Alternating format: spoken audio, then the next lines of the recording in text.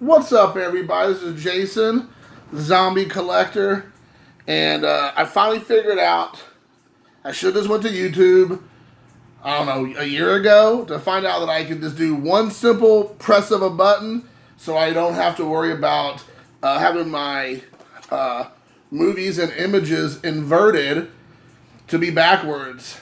I just went online and looked. Now I can do this. I was so scared to use my phone because it always looked weird because everything looked like a mirror, I guess, or whatnot. It's not the exact same. But here we are today. It's working. So with that being said, now I can use my phone. And let's get into it. So I've been a busy beaver. I had one stack here and another stack here of nothing but Blu-rays and DVDs I've been picking up over the last week and a half, 2 weeks. And it's been a lot of fun. I'm enjoying it. Everything you see here, I'm going to show today. I'm going to probably do 2 videos, maybe even 3, because I know I talk a lot. Here we are right now talking. I'm talking a lot. And I haven't even showed movies technically. And but I'm going to try to start doing a little bit shorter ones when I'm doing like hauls, because it gets to be overwhelming. I don't know how many people are actually going to want to watch me just showing one after the other after the other. So maybe I'm going to do it this way. I say that now, and we know how it's going to be. You all know me. So that being said, all these I've picked up for basically $1. Some of them were like 50 cents. Some of them were like around $2. But everything here was essentially no more than $2 that I'm going to show you today in the next 2 or 3 videos. The first up is H.P. Lovecraft's version. I should say Stuart Gordon's version of H.P. Lovecraft's Dagon. This is a kind of like a water-based film. I have not seen it, but it's one of those ones that from Stuart Gordon I wanted to check out. It looks interesting. They show you the back. I've always wanted to check out. I'm a big fan of Stuart Gordon. Stuart Gordon is known for the Reanimator movies.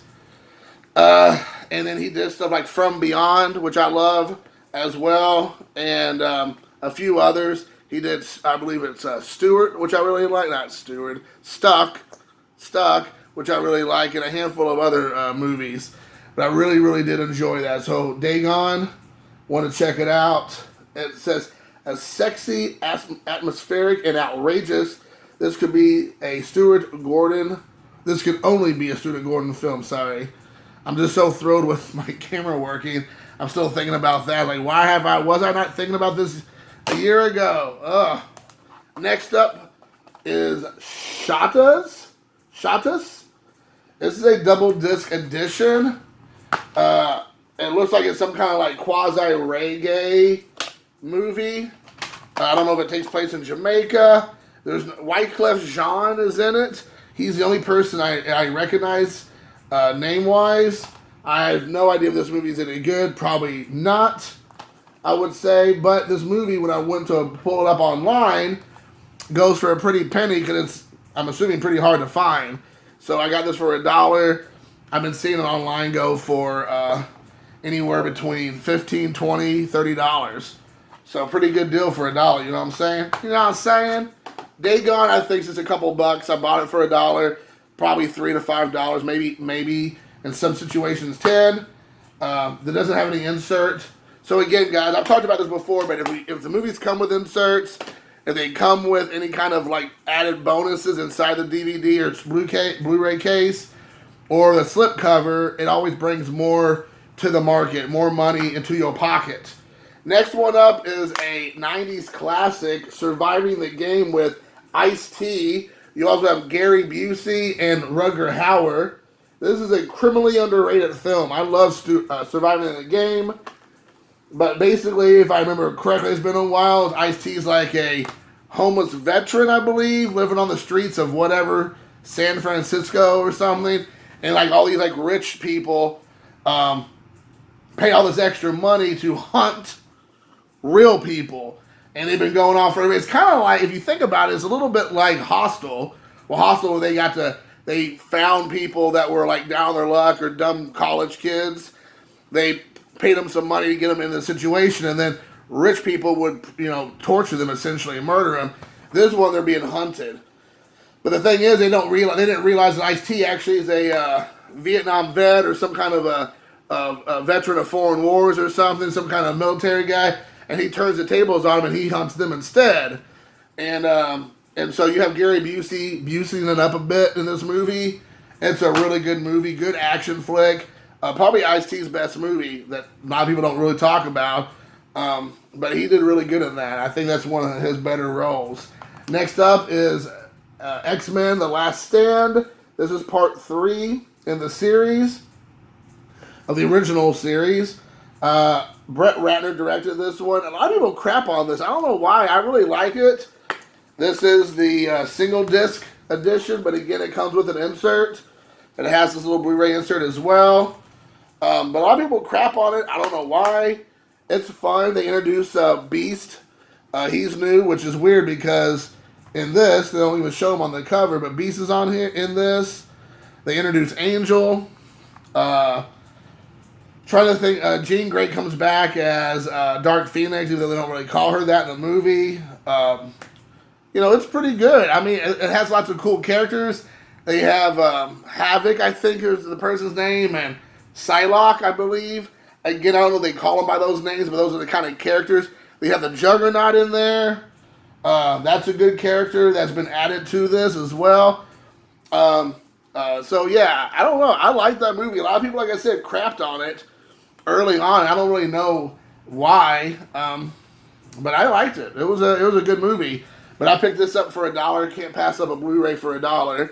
And I already own it, but that's probably going to go as an upgrade possibly if I need those inserts out of it. If not, I'll probably end up selling it. And that one there goes for just a few bucks. Surviving the Game is out of print on Blu-ray. So that one's actually, again, could be in that $10 to $20, $30 range online, possibly, if you got the right bidder, the right bidding war. Again, a lot of times with movies, it depends on who sees them and who's doing the bidding and what people know about those films. The Blu-ray for X-Men 3, not that big of a deal, maybe a few bucks. We got The Dark Crystal, Jim Henson. I mean, this is movie magic when I was a kid, everybody. Everybody remembers The Dark Crystal. I mean, the thing they don't show here, which I'm kind of surprised at, that they don't show is, well, let's see here. Do they even have it on here? I don't know. They don't have it. I guess I was looking for some of the special features. Oh, there they are. This one is like one of the other releases that they have released this movie a ton of times, but there are some really good special features on the back of this Dark Crystal. I really, really enjoy the Dark Crystal. It's otherworldly, if I can say. I know I probably say that a lot in my movie reviews, but this is a really great movie. The Dark Crystal. If you have not seen this movie, you're doing yourself a disservice. It's a fantastic film. Really, really good. The puppetry in this is awesome. Frank Oz does fantastic puppetry work in this. You got Jim Henson, I believe, directs this. And it's just outstanding. It's such a good movie. Just really, really fun movie. I just absolutely love The Dark Crystal. Next up is Secret of NIMH. And again, this one here, which is was a big one. It comes with the booklet, which again is a pretty big deal because a lot of times these movies don't come with their booklets. So we have the booklet here. Secret of NIMH, another 80s classic. I believe this came out in like the late 80s, or early 80s, 82. I love this movie. It has kind of a dark vibe in it. Not as dark as The Dark Crystal, but it has a kind of a dark, foreboding for kids vibe, which I really like. Again, you have Dom DeLuise. I remember his voice. John Carradine uses voice work here. But you have this. There is the booklets in here. And they do a couple special features. But again, if you all have seen this movie before, let me know what you think about The Secret of NIMH and the Dark Crystal. Going with the kids' cartoon vibe, I picked up Still Sealed, Season 1, all 10 episodes of HeMan. So I don't believe this one has any special features. I think this is just a straight up release of the TV show HeMan. If you're a child of the 80s, He-Man is your jam. Jiggity, jiggity, jam. I have the power! Picked this up for one schmeckle. Super, super pumped. I had this back in the day. I got rid of it. I think I had like the top 10 or 20 episodes of the first couple seasons. And then I did not have all 10 episodes. So I'm getting to do a redo. And like I said, never been open. And this one's a really big one here, guys. It's a huge find. This one actually can be worth a little bit of money because I've never seen it, actually. I've never seen it before on DVD. This is called Rebound. It's a urban film.